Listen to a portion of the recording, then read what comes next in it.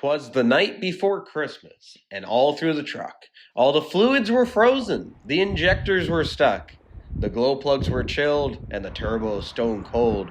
The weather was frightful, if I may be so bold. The snowdrift was piled sky high on the hood, as I tossed to the fire a fresh load of wood. My good wife and I settled in for some rest, but 'twas not long lived, yet perhaps for the best. "What's that?" I declared with a roar, and no sooner than I said came a knock at the door. I arose from my chair, soon to be slumber's bed, and there on the porch was the big man in red. "I'm stuck," spoke he, "can you give me a pull?" I said, "I may be stupid, but I ain't no fool." So I rushed to the truck and I buttoned my flap. I opened the door and I threw out my strap. One move of the key was set firm without strife. With one quick turn, that mighty Ford diesel came roaring to life.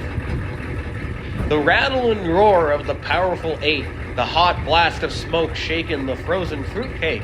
The reindeer were nervous and in awe of such might, but they knew that the Ford diesel would be saving their night. I eased in the clutch and I tossed her in gear, the T-case in low, and I backed her in rear. One end to the hitch and the other to sleigh, the tow strap was set and the snow wiped away. He cried out, "I'm not sure, 'cause that old sleigh is heavy, but I trust you, 'cause you're not driving a Chevy." I gave her some fuel and 4 tires did spin, then they grabbed and the strength of the truck I was in. Old Ford started smoking and pulling so hard that I ended up halfway across my neighbor's yard. As I backed off the fuel and I gave a proud shout, he declared, "No Dodge could have pulled that sleigh out." He thanked me so profusely, and the reindeer did bow to the mighty Ford diesel, which is idling now.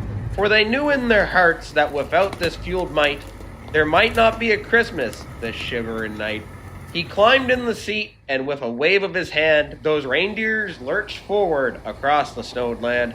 "I thank you again, my dear newfound friend, for your hand and your heart kept this night from its end.